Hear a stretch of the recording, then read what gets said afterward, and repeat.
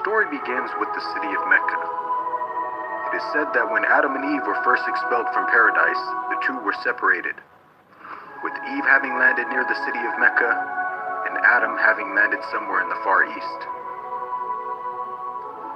After many years of searching for one another, Adam finally managed to make his way down through the Arabian Peninsula to Mecca, and it was at the top of Mount Arafat, just outside the city of Mecca, where the two were finally reunited. Mecca is also significant because it is considered the first place on earth that God Almighty was worshipped alone. And so, it was at that very spot that Abraham and his son Ishmael built the first house of worship for God.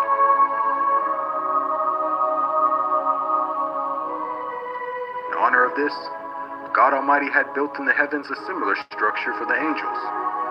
And it is said that every day, 70,000 angels come to that building to perform their prayers and then leave, intending never to return again.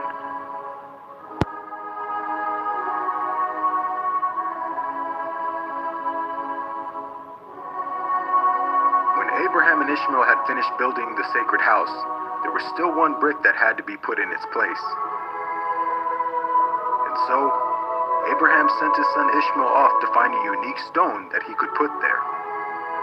But God Almighty destined that the final stone that was to be laid would not be from the material of this world, but instead a stone directly from the heart of paradise.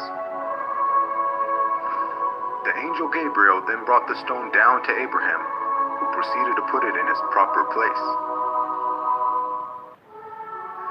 It is said that when the stone first came down, it was a pure white color.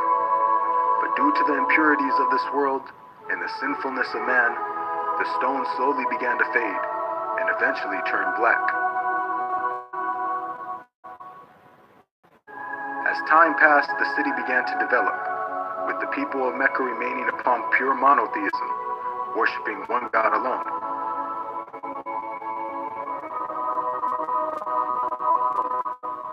This despite the fact that their neighbors in Egypt, Mesopotamia, and the Levant had been practicing paganism for centuries. But this was all to change when a merchant by the name of Amr ibn Luhay had decided to conduct his business outside of Mecca. Amr then proceeded to journey northwards until he reached the lands of Levant. There, Amr would witness for the first time things like modern architecture, advanced literature, and of course, the practice of paganism. Amr was so impressed by all that he had seen that before leaving, he asked if he could take one of the idols back home with him. The people agreed, and so Amr took the idol and placed it along with the other goods and merchandise in his caravan.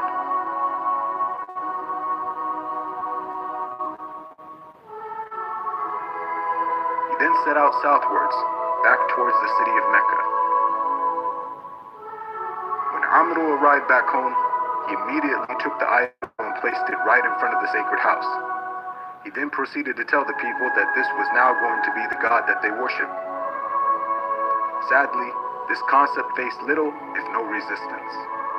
And as time passed, the people began to worship more and more different idols, until it is said by the end of the 6th century, there were over 360 different idols surrounding the sacred house in Mecca.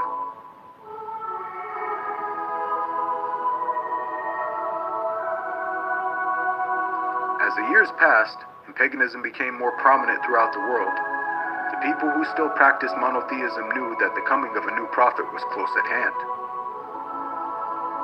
And so, either through deductive reasoning or through interpretation of their holy text, many had concluded that the Arabian Peninsula was the most probable place God would send his new prophet. For at the time, the Roman Empire and the Persian Empire had extremely repressive governments and were hostile towards any type of rebellion, be it ideologically or politically. While the Arabian Peninsula, on the other hand, though also deeply mired in paganism, was a land ruled by tribal law and never had a real central government.